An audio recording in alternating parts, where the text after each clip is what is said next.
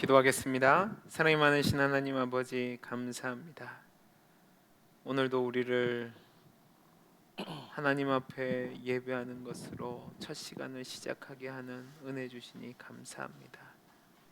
이 은혜를 우리가 오늘 하루의 삶 속에서 하나님께 영광 돌리는 것으로 갚아낼 수 있도록 주님 우리에게 힘도 주시고 또 우리에게 열정도 주시고 또 우리에게 헌신할 수 있는 마음도 허락하여 주옵소서. 이 시간 말씀을 듣습니다. 말씀 가운데 함께하여 주시고 그 깨달은 말씀을 붙잡고 오늘 하루도 성도로서 신실하게 살아가게 해 주옵소서. 함께하여 주시기를 소원하며 감사하며 사랑 많으신 예수님 이름으로 기도하옵나이다. 아멘. 오늘 우리에게 주신 하나님의 말씀은 누가복음 3장 1절에서 14절 말씀입니다. 누가복음 3장 1절에서 14절 말씀을 한 절씩 교독하시고 마지막 절은 합독하도록 하겠습니다. 디베르 황제가 통치한 지 15해 곧 본디오 빌라도가 유대의 총독으로 헤롯이 갈릴리의 분봉왕으로 그 동생 빌립이 이두레와 드라고닉 지방의 분봉왕으로 루사니아가 아빌레네의 분봉왕으로 안나스와 가야바가 대제사장으로 있을 때에 하나님의 말씀이 빈들에서 사가랴의 아들 요한에게 임한지라. 요한이 요단강 부근 각처에 와서 죄 사함을 받게 하는 회개의 세례를 전파하니 선지자 이사야의 책을 쓴 바 광야에서 외치는 자의 소리가 있어 이르되 너희는 주의 길을 준비하라 그의 오실 길을 곧게 하라. 모든 골짜기가 메워지고 모든 산과 작은 산이 낮아지고 굽은 것이 곧아지고 험한 길이 평탄하여질 것이요 모든 육체가 하나님의 구원하심을 보리라 함과 같으리라. 요한이 세례받으러 나오는 무리에게 이르되 독사의 자식들아 누가 너희에게 일러 장차 올 진노를 피하랴 하더라. 그러므로 회개에 합당한 열매를 맺고 속으로 아브라함이 우리 조상이라 말하지 말라. 내가 너에게 이르노니 하나님이 능히 이 돌들로도 아브라함의 자손이 되게 하시리라. 이미 도끼가 나무 뿌리에 놓였으니 좋은 열매 맺지 아니하는 나무마다 찍혀 불에 던져지리라. 무리가 물어 이르되 그러면 우리가 무엇을 하리이까? 대답하여 이르되 옷 두 벌 있는 자는 옷 없는 자에게 나눠줄 것이요 먹을 것이 있는 자도 그렇게 할 것이니라 하고 세리들도 세리를 받고자 하여 와서 이르되 선생이여 우리는 무엇을 하리이까 하매 이르되 과부된 것 외에는 거두지 말라 하고 같이 읽습니다. 군인들도 군인들도 물어 물어 이르되 이르되 우리는 우리는 무엇을 무엇을 하리이까 하리이까 하매 하매 이르되 이르되 사람에게서 사람에게서 강탈하지 강탈하지 말며 말며 거짓으로 고발하지 말고 받는 받는 급료를 급료를 족한 족한 줄로 줄로 알라 알라 하니라. 하리라. 아멘. 아멘. 오늘 말씀을 대하기 전에 앞서 누가복음 전체에 대한 큰 밑그림을 잠시 살펴보도록 하겠습니다. 누가는 누가복음 1장 1절에서 4절까지 말씀의 내용을 통해서 다른 복음서와는 달리 이 책의 수신자가 누구이며 또 기록한 지필 배경과 목적이 무엇이며 이 책을 저술하는 원칙까지 밝히는 서문으로 시작을 하였습니다. 저자는 데오빌로로 대변되는 이방 출신 성도들을 대상으로 이 서신을 기록했다고 이야기합니다. 이전에는 구전으로 듣고 배운 복음을 통해서 신앙생활을 했지만 시간이 지나면서 그들이 가진 복음에 대한 지식이 불확실해진 동시에 이단들의 활동으로 인해서 잘못된 예수님에 대한 가르침이 전해지는 것을 교정하고 복음에 대해서 좀 더 확실히 알리기 위해서 이 책을 기록하였다고 누가는 밝혔습니다. 다음으로 1장 5절부터 우리 어제까지 살펴본 2장 52절까지 말씀을 통해서는 예수님의 탄생 전후 사건 및 유년 시절을 기록함으로 말미암아 예수님이 참 하나님의 아들 되신 동시에 참 인간이 되시는 진정한 메시아라는 사실을 누가는 이야기했습니다. 이제 오늘 우리가 읽은 3장 1절부터 시작해서 4장 13절까지 말씀은 장성하신 예수님께서 완전하신 유일한 인자로서 불완전한 모든 죄인들을 구원하시기 위해서 3년간의 공생의 사역을 계시하기에 앞서서 공생애가 준비되고 있는 장면을 기록하고 있습니다. 특별히 저와 여러분이 오늘 읽은 말씀부터 20절까지는 예수님 앞에서 예수님의 선구자의 역할을 했던, 즉 외치는 자의 소리가 되었던 세례 요한의 사역에 대해서 기록하고 있습니다. 특별히 세례 요한이 출연하여 사역을 시작하는 것을 그리스도의 복음이 본격적으로 시작되는 것으로 누가는 보고 있는데, 이는 세례 요한이 외치는 자의 소리의 사역을 감당함으로 메시아의 길을 예배했다는 말입니다. 그것을 통해서 구약 시대를 마감하고 신약 시대를 새롭게 여는 그리스도의 사역의 시작으로 누가는 이해했던 겁니다. 이런 배경 속에서 오늘 본문을 들어오시면 좋을 것 같습니다. 오늘 본문은 크게 두 부분으로 나눠져 있습니다. 먼저 1절에서 6절까지 말씀은 주의 길을 예비하는 외치는 자의 소리로 회개의 세례를 전파하는 요한의 모습이 기록되어 있습니다. 이 내용은 앞선 1장 16절에서 17절까지 말씀을 통해 나타난 사가랴의 아들 요한에 대한 예언의 내용이 완벽하게 성취되고 있음을 보여주고 있습니다. 이 내용을 보면 3절에서 특별히 회개의 세례를 전파하는 요한의 사역을 중심으로 앞선 1절과 2절에서는 요한이 선지자로 등장했을 때의 사회 정치적 상황을 이야기하고 있고, 4절에서 6절까지에서는 그의 사역이 애언의 성취라는 사실을 설명하고 있습니다. 여러분, 먼저 1절과 2절 말씀을 보면 누가는 특정한 연대 표시를 의미하는 인물들을 6명이나 등장시킵니다. 로마 제국의 2대 황제인 디베료 가이사가 로마의 황제에 오른 지 15회째 되던 해이고, 또 팔레스틴에서는 헤롯 대왕의 아들 헤롯 안디바가 갈릴리와 베레바의 본붕왕으로 다스리고 있던 해이며, 또한 헤롯 안디바의 이복 동생이었던 헤롯 빌립 2세가 갈릴리의 북동 지역인 이두레와 드라고니 지방의 분봉왕으로 다스리고 있고, 구사니아가 다메섹 서쪽에 아빌레니 지역을 다스리고 있었던 때라고 이야기합니다. 그리고 주 6년에 헤롯의 아들 아켈라오가 폐위되고 유대가 로마의 직접 통치 안에 들어가게 되는데, 유대의 초대 총독으로 올 빌라도가 임명되어서 유대를 다스리고 있던 시대라고 이야기합니다. 또 이때는 종교적으로 볼 때에 안나스와 그의 사위였던 가야바가 로마의 수리아의 총독에 의해서 대제사장으로 임명을 받아 봉직하고 있었던 때라고 이야기를 합니다. 누가가 다른 복음서의 저자들과 달리 이 로마와 유대의 통치자들의 명단을 자세하게 기술하면서 세례 요한의 출현과 사역을 알리는 이유는 이 역사적인 사실들을 충분히 제시함으로 말미암아 예수님의 공생애가 가짜로 이루어진 것이 아니라 확실한 역사적 배경 위에서 시작되었다는 것을 알려주는 겁니다. 요한은 광야 가운데 있었는데 그에게 하나님의 말씀이 임했습니다.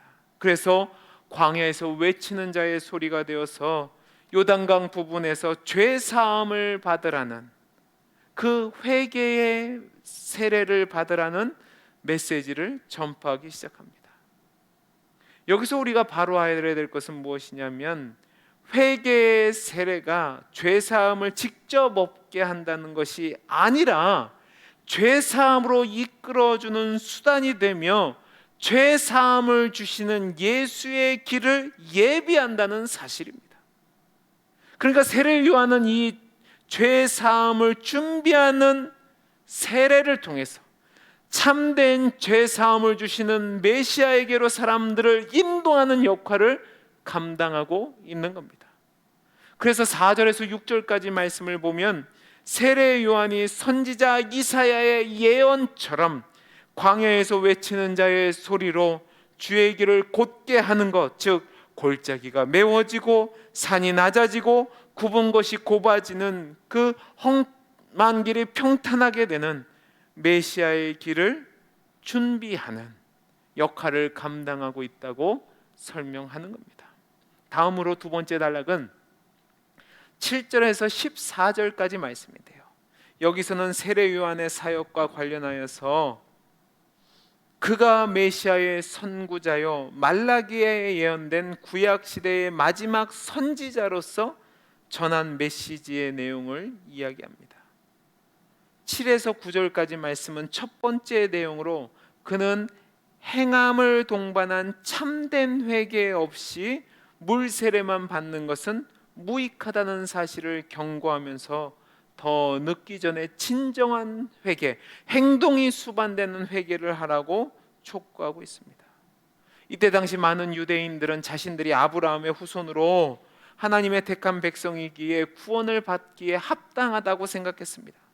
그런데 세례 요한은 구원의 조건이 외적인 것에 있지 않고 내적인 것에 있음을 강조하면서 임박한 심판의 날이 돌아야 했음을 알고 진정한 회개 가운데 삶의 변화가 있어야 된다고 촉구하고 있는 겁니다. 두 번째 부분은 10절에서 14절 말씀인데요, 이 내용은 오직 누가만이 독특하게 기록한 내용으로서 참된 회개에 합당한 열매가 무엇인지에 대해서 네 종류의 열매 맺는 사례를 얘기합니다.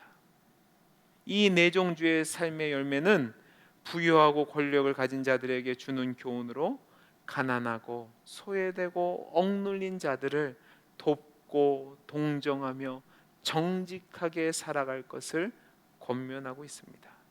이것이 오늘 저와 여러분이 읽은 말씀의 내용인데요, 이 말씀을 통해서 오늘 아침에 교훈을 얻기를 원하는 것이 있습니다. 첫째는 무엇이냐면 하나님의 말씀은 왕궁과 같이 부유한 곳이 아니라 광야와 같이 가난한 곳에 임한다는 사실입니다.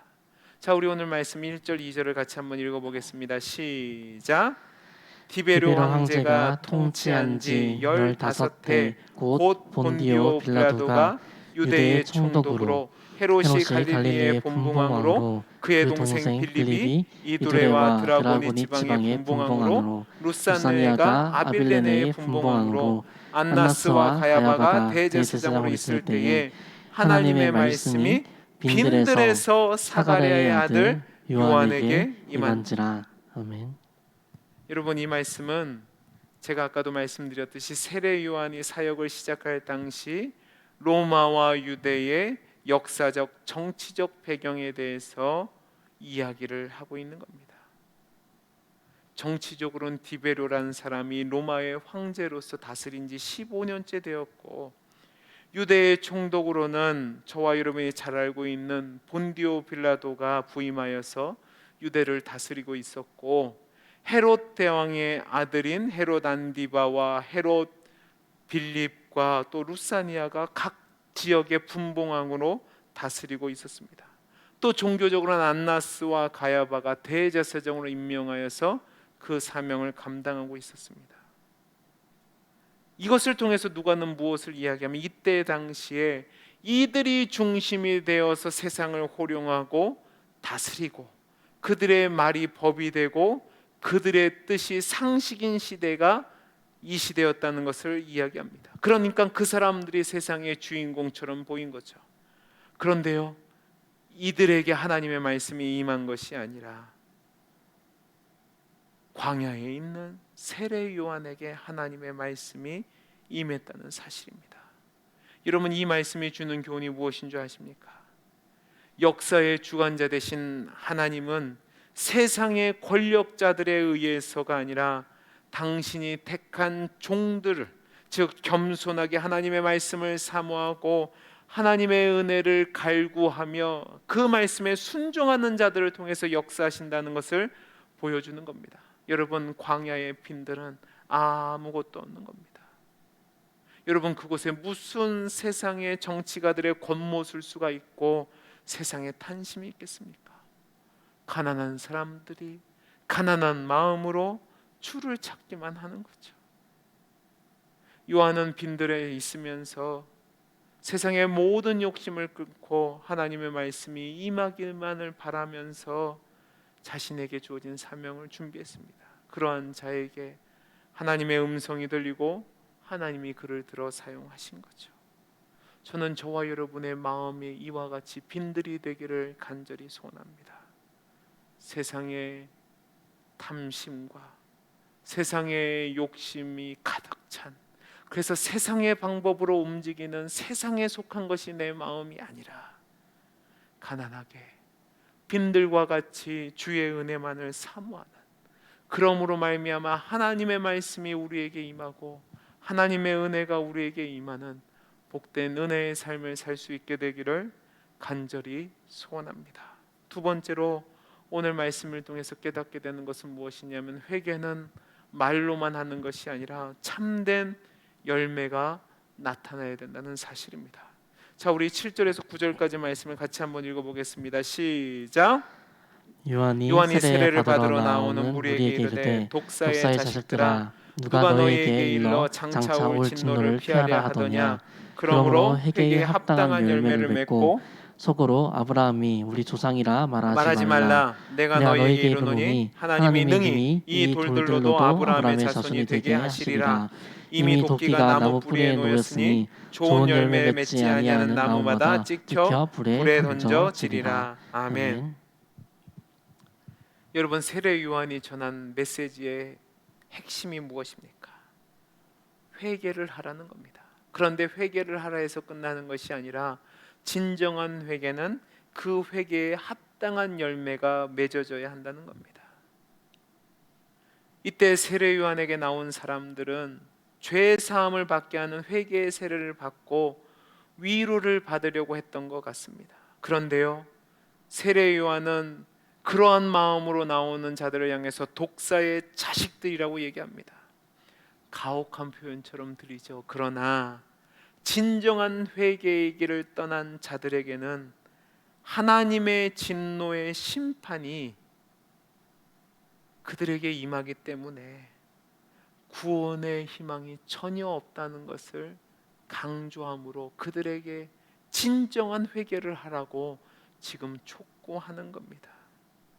여러분, 여기서 이야기하는 회개에 합당한 열매는 단지 세례를 받는 것이나 혈통적인 자부심으로 이 세례를 받았고 나는 아브라함의 후손이니까 구원을 받았다고 생각하는 것이 잘못됐다라고 이야기하는 겁니다.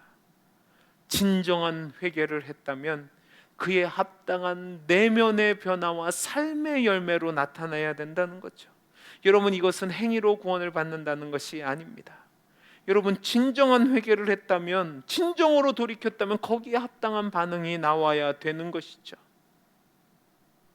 누가는 복음에 근거한 회개와 함께 있는 합당한 행함만이 진정한 회개이며 진정한 죄사함의 은총을 누릴 수 있는 길이라고 이야기하는 겁니다. 그렇다면 요한이 이야기하는 회개에 합당한 열매는 무엇입니까? 바로 욕망이 변화되는 겁니다. 기존에는 내가 주인이었기 때문에 내가 누리고 특권처럼 행사했던 모든 당연한 유익들을 무익하고 해로운 것으로 여기고 하나님의 주권을 인정하고 하나님 말씀에 순종하여서 이웃을 향해서 그 욕심들을 내려놓고 너그러운 나눔을 베풀고 하나님 앞에서 정직하게 사랑하고 권력을 남용하지 않는 것이라고 이야기합니다. 이렇게 살아가는 것이 진정한 회개, 합당한 회개의 열매를 맺은 사람들의 모습이라는 거죠. 사랑하는 성도 여러분, 우리 주님이 이 땅에 오신 이유가 무엇입니까? 의인을 부르러 온 것이 아니라 죄인을 불러 회개시켜 하나님 나라에 들어가는 하나님의 백성이 되도록 하기 위해서 오셨습니다. 여러분, 회개가 무엇인 줄 아십니까? 회개는 단지 내가 잘못했습니다, 감정적으로 하는 것이 아닙니다. 또 세례를 받았으니까 나는 회개했다라고 이야기하는 것이 아닙니다. 하나님은 진정한 회개가 있다면 진정한 회개의 열매가 삶으로 맺어져야 된다고 말씀하고 있습니다. 구체적인 삶의 변화가 나타나고 향기가 나타나야지 그게 진정한 회개한 자, 구원을 얻은 자의 모습이라는 겁니다. 저는 우리 성도님들이 이와 같이 예수님을 나의 구주로 모시고 진정한 회개한 자의, 구원 얻은 자의 합당한 열매가 삶 속에서 나타날 수 있게 되기를 간절히 소원합니다. 그래야지만 하나님의 심판을 피할 수 있습니다. 입술로만 아닙니다. 여러분이 진정으로 예수님을 나의 구주로 모시고 내가 죄인 있음을 고백하고 회개하고 돌이켰다면 거기에 합당한 삶의 열매가 나타나야죠. 그 열매가 나타남으로 하나님의 심판을 피할 뿐만 아니라 하나님이 주시는 상급을 누리며 살아가는 귀한 하나님의 백성들이 되시기를 간절히 소원합니다. 기도하겠습니다. 사랑이 많으신 하나님 아버지, 우리 사랑하는 모든 성도님들이 회개에 합당한 열매를 맺는 진정한 구원 얻는 자의 삶을 살아갈 수 있도록 은혜 베풀어 주옵소서. 함께하여 주시기를 소원하며 감사하며 사랑 많으신 예수님 이름으로 기도하옵나이다. 아멘.